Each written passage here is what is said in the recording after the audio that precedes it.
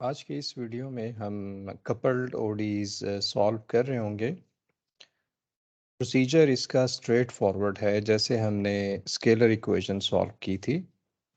तो चलिए देखते हैं। हमारा एक प्रॉब्लम है, फ्लूइड मैकेनिक्स का बेसिकली प्रॉब्लम है, लेकिन आप ये कपल्ड ओडीज किसी भी फील्ड में, फिज़िक्स में या किसी और फील्ड में अगर आपको ये नज़र आए तो आप ये BUP4C से सॉल्व कर सकते हैं। तो हमारे पास ये प्रॉब्लम है ओडीज़, दो कपल्ड ओडीज़ है, और हमें पता है कि BUP4C ओडीज़ को सॉल्व करता है। सिर्फ अगर आपने पीडीज़ को सॉल्व करना है तो उसके लिए पीडीई टूल बॉक्स हमारे पास है। तो थर्ड ऑर्डर की हमारे पास ओडी है, और एफ में इसकी तीन कंडीशंस हैं। ज़ीरो पे कंडीशन है और इन्फिनिटी पे कंडीशन है। जो सेकंड इक्वेशन है ये हमारे पास थीटा डबल डैश है, ये थीटा में इक्वेशन है, और इस थीटा में हमारे पास एक पैरामीटर भी यहाँ पर अपीयर हो रहा है, और इस थीटा के साथ दो बाउंड्री कंडीशन हमारे पास हैं। सबसे पहला स्टेप आपने ये करना होगा कि हमने वेरिएबल्स डिफाइन करने हैं, जैसा कि हमने प्रीवियस वीडियो में भी सीखा था कि आपने पहले वेरिएबल्स डिफाइन करने हैं। कपल्ड ओडीज का कोई नई चीज़ यहाँ पर नहीं है। हमने y3 तक फॉर एग्जांपल वेरिएबल डिफाइन किए हुए हैं। आपने इन वेरिएबल्स को आगे कंटिन्यू रखना है। तो y1 हो जाएगा। अगर for example f third order है तो हमारे पास f में तीन वेरिएबल्स डिफाइन होंगे, y1 y2 y3।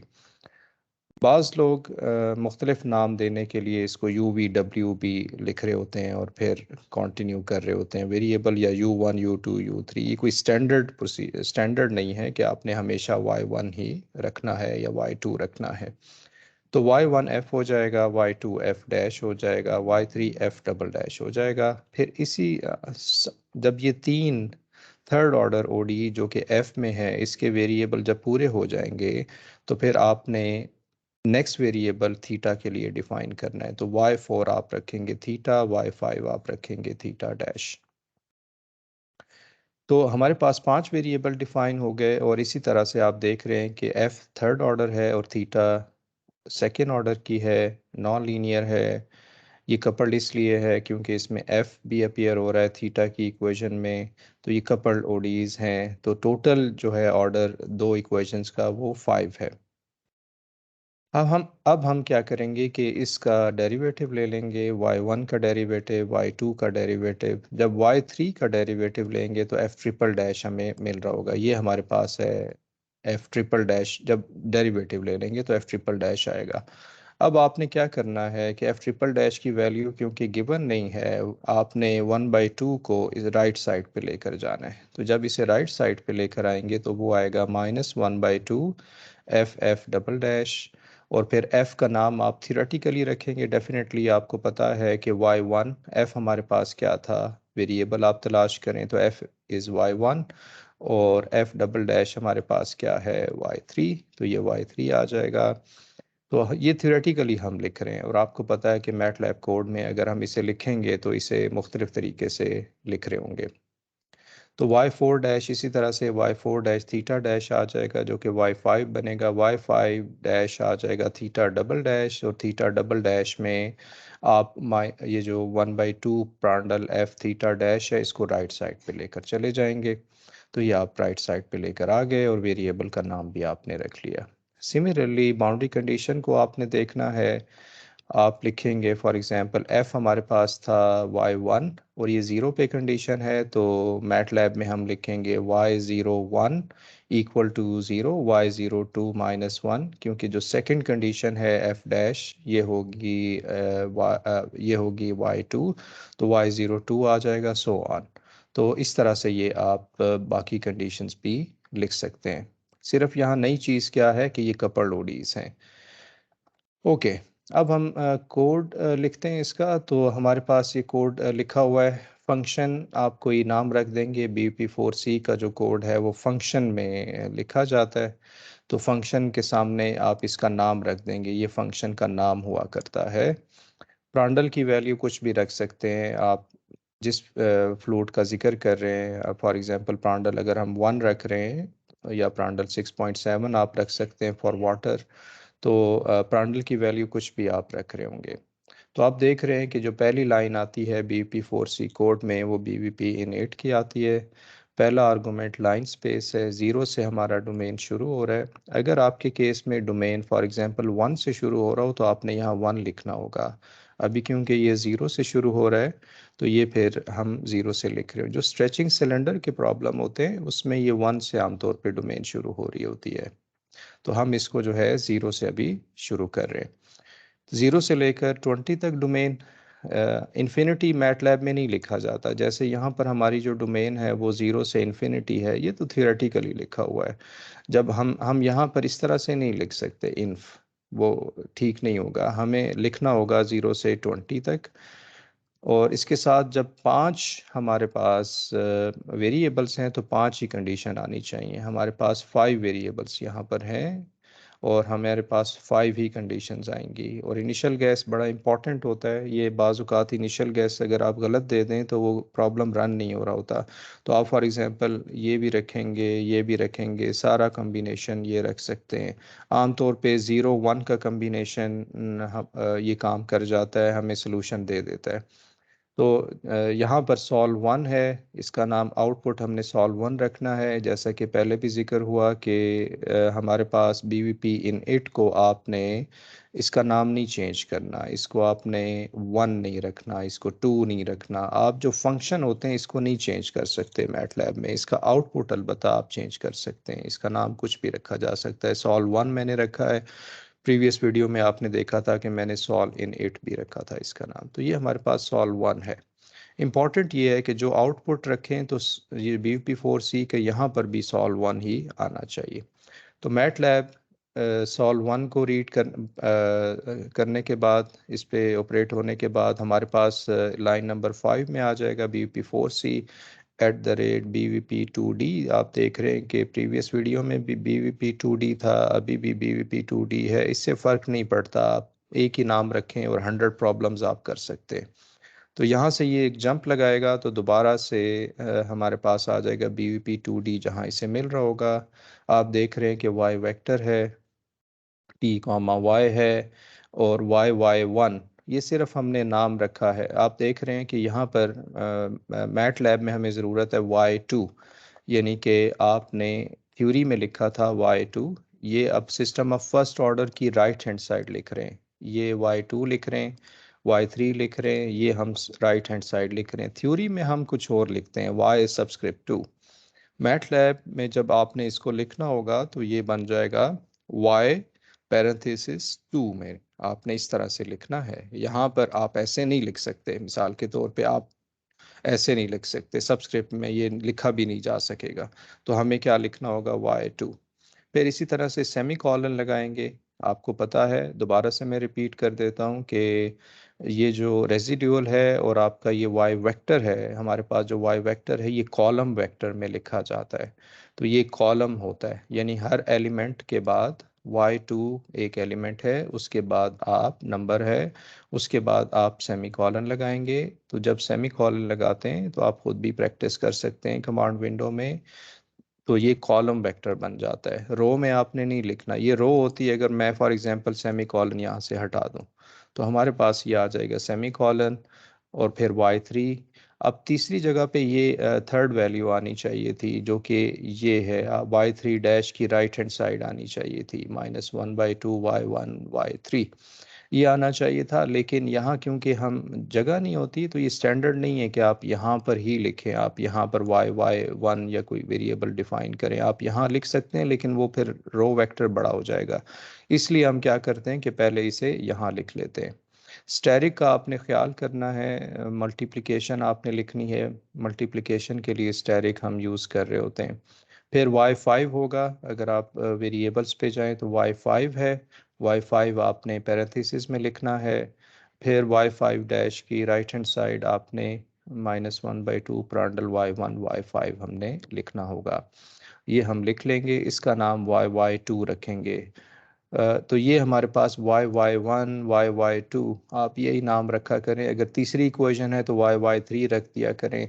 इससे कोई फ़र्क नहीं पड़ता कि ये नाम आप चेंज करें। ओके, तो ये कॉलम वेक्टर हो गया। अब ये जब सारा कैलकुलेशन फंक्शन की, जैसा कि हमने देखा कि BUP4C में दो फंक्शन आते हैं, एक ये फंक्शन है रेजिडुअल वाला और एक फंक्शन है सिस्टम ऑफ फर्स्ट ऑर्डर का। ये जब कैलकुलेशन हो जाएगी तो मैटलैब वापस चला जाएगा, फिर वो सेकेंड आर्गूमेंट को पढ़ेगा। जैसे ही उसे एट द रेट नज़र आएगा, एट द रेट का मतलब होता है कि ये इस फंक्शन को कॉल करने जा रहा है, क्योंकि इसकी अपनी लैंग्वेज होती है, हर सॉफ्टवेयर की अपनी लैंग्वेज है। एट द रेट वो इसे कॉल कर रहा है, तो जैसे ही ये कॉल करने का मतलब है कि ये वहाँ चला जाएगा, लाइन नंबर 25 पे आ जाएगा। फंक्शन आपने लिखा है, फंक्शन और एंड हो जाएगा। और फिर आप यहाँ पर कंडीशन रख रहे होंगे, बाउंड्री कंडीशन। तो हमारी boundary condition for example y01 -0, तो ज़ीरो आमतौर पे लिखते नहीं है, y01 आ जाएगा। अगर आप दूसरी कंडीशन देखें तो y02 -1, आपने सिर्फ लेफ्ट हैंड साइड लिखनी है, इक्वल टू ज़ीरो नहीं लिखना। इसकी रिक्वायरमेंट है BUP4C की। y02 -1 आ जाएगा। फिर अगर आप चलें फॉर एग्जांपल y00 वाली कंडीशन आप पहले लिख लें, y04 -1, तो मैंने y04 -1 यानी ज़ीरो वाली कंडीशन आपने पहले लिख ली, इन्फिनिटी वाली आपने बाद में लिख ली। तो फिर आएगा फॉर एग्जांपल y inf2, तो y inf2 आपने लिख लिया, जो कि यहाँ आ जाएगा। फिर इसी तरह y in4 हमें मिल रहा होगा। तो ये हमारे पास BUP4C का कोड है, बड़ा फेमस कोड कपल ओडीज के लिए। अच्छा, पहले मैं थोड़ा सा एक्सप्लेन कर दूं। तो यहाँ पर हमारे पास है फंक्शन, हमें यहाँ आंसर मिल गया sol1। इसका इनपुट हमें चाहिए, BUP in8 का जो भी आउटपुट है वो आपने यहाँ पर रखना होगा। फिर ये जो सॉल्व है, ये हमें सोल्यूशन मिल गया। अच्छी बात यह है BUP4C की कि हमें तकरीबन 1 से 2 घंटे में सोल्यूशन मिल जाता है। अगर हमारा सोल्यूशन जो है आ गया है, प्रोग्राम रन कर रहा है, कोई इश्यूज में नहीं है, या हमारा प्रॉब्लम ऐसा नहीं है कि वो उसमें थोड़ी कॉम्प्लिकेशन है, शार्प चेंजेस वगैरह हैं, उसको मैं अभी डिस्कस करता हूँ एंड पे। तो sol.x जैसे ही आप करेंगे तो ये आपको डोमेन मिल जाएगी। देखें, इसको x ही रखें, ये ईटा होता है। बाज़ लोग फॉर एग्जांपल एक्स एक्सिस में ईटा होता है, वाई एक्सिस में एफ डैश वगैरह होता है, फ्लूइड मैकेनिक्स के लोगों को पता है। लेकिन अगर आपका वेरिएबल जो भी है, आप sol.x ही रखें, यहाँ t रखें, जो आप रखना चाहते हैं। एक्स रखते हैं तो फिर भी ठीक है, लेकिन फिर एक्स रखेंगे तो यहाँ फिर प्लॉट में आपको अगर टी रखते हैं तो फिर टी रखना होगा। तो यहाँ आप देख रहे हैं कि ये इसका जो इंडिपेंडेंट वेरिएबल टी था, यहाँ इंडिपेंडेंट वेरिएबल हमारे पास एक्स है, यानी कि हमारे पास डोमेन एक्स है। sol.y में इस दफ़ा क्या कुछ होगा? sol.y में इस दफ़ा होगा F dash, F double dash, theta, theta dash. मैं एक दफ़ा आपको ये दिखा भी देता हूँ रन करके। मैं लिखूँगा रिटर्न, रिटर्न की कमांड याद रखिए। और मैं इस प्रोग्राम को रन करना हो तो यहाँ ग्रीन बटन नहीं नज़र आएगा। मैं दोबारा रिपीट कर दूँ कि जो लाइव फंक्शंस होते हैं, लाइव फंक्शंस वो होते हैं जिसमें आप टेक्स्ट भी लिख सकते हैं और साथ आप फंक्शन भी लिख सकते हैं, इसे लाइव फंक्शंस कहते हैं। और लाइव स्क्रिप्ट वो होती है जिसमें आप टेक्स्ट भी लिख सकते हैं और यहाँ स्क्रिप्ट फाइल आ रही होती है, यानी कि ऐसी फाइल जो फंक्शन ना हो। तो फिर इसके लिए यहाँ ग्रीन बटन अपीयर हो रहा होता है। अभी ये ग्रीन बटन सारा आप देखें नज़र नहीं आ रहा है। अगर ये आप कर्सर को देखें तो ये रन सेक्शन कुछ भी यहाँ नज़र नहीं आ रहा। आपने इसे कैसे रन करना है? आपने रन करना, इसे कॉपी करना है फंक्शन को, और फिर आपने क्या करना है, कमांड विंडो में इसे लिखना है, तो एंटर कर देना है। जैसे ही आप एंटर करेंगे, अच्छा ये एरर दे रहा है, मुझे इसका जो है जगह चेंज करनी, इसका लोकेशन चेंज करनी है। चेंज टू दिस, मैंने अब ये चेंज कर दिया। आई होप कि अब ये रन करेगा। ये एरर हमें तब मिलता है जब आपके जो फंक्शन है वो उसी जगह ना पड़ा हो, करंट फोल्डर में ना पड़ा हो, ये याद रखें। ओके, अगर आप इस एरर को अंडरस्टैंड करने की कोशिश करें, आप ये अंडरस्टैंड किया करें, देखा करें कि एरर क्या आ रहा है।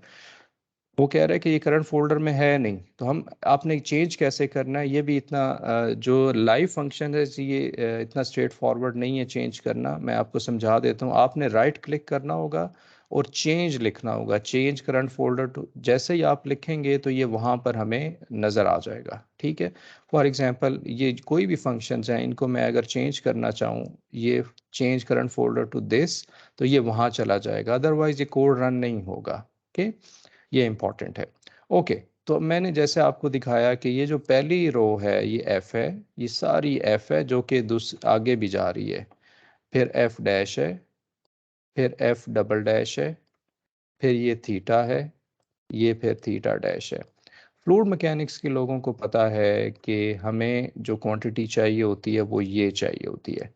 ये क्या है, ये देखें, ये कहाँ, ये कौन सी रो बन रही है, एफ डबल डैश की रो बन रही है। ये किस कॉलम में है, पहले कॉलम में है। तो अगर मुझे इसको एक्सट्रैक्ट करना है तो मुझे लिखना होगा वाई थर्ड रो 3 लिखना होगा, कॉमा, और 1 लिखना होगा कॉलम 1 में, तो ये नंबर हमारे पास आ जाएगा, ठीक है। तो यहाँ समझाने का मकसद ये है कि अब इस दफ़ा आपके पास सलूशन में एफ आ रहा होगा, एफ डैश आ रहा होगा, एफ डबल डैश आ रहा होगा, थीटा आ रहा होगा, थीटा डैश आ रहा होगा। तो यहाँ पर मैंने जैसे एक्सट्रैक्ट किया है, हमारे पास है फॉर एग्जांपल ये एक नंबर हमने एक्सट्रैक्ट करना है। फ्लूइड मैकेनिक्स के लोगों को पता है कि ये नंबर स्किन फ्रिक्शन कोफिशिएंट वगैरह होता है। लेकिन अगर आप फ्लूइड मैकेनिक्स के नहीं हैं तो इट्स ओके, सिर्फ आप सीख लें कि आपने नंबर एक्सट्रैक्ट कैसे करना है। वाई थर्ड का मतलब है कि थर्ड रो पे जाएं और कॉलम 1 पे आप देखें। अब अगर ये नंबर आप जहन में रखिएगा, -0.4437, तो मैं इसको अब एक्सट्रैक्ट करता हूँ, ये जो सी एफ नंबर है। तो मैं इसे रन करना होगा दोबारा से, मुझे कमांड विंडो पे लिखना है। तो ये आप देखें माइनस साइन 7 लगा हुआ है, तो -7 लगने से क्या आ रहा है, 0.4437, और हमारे पास यहाँ क्या नंबर था, -0.4437। तो थर्ड रो फर्स्ट कॉलम से आपका एफ डबल डैश एक्सट्रैक्ट हो जाएगा। इसी तरह से जब आप नस्ल नंबर यानी कि थीटा डैश निकालना, हम उसे नस्ल नंबर कहते हैं, फ्लूइड मैकेनिक्स के जो लोग रिसर्च कर रहे हैं, तो वो हमारे पास ये वाला ये वाली वैल्यू है, ये भी आप एक्सट्रैक्ट कर सकते हैं, F F dash, F double dash, theta theta dash, so on. तो ये भी एक्सट्रैक्ट हो सकता है। ये जो वीपीए लगा हुआ है, ये वीपीए नंबर ऑफ डिजिट्स को बढ़ा देता है।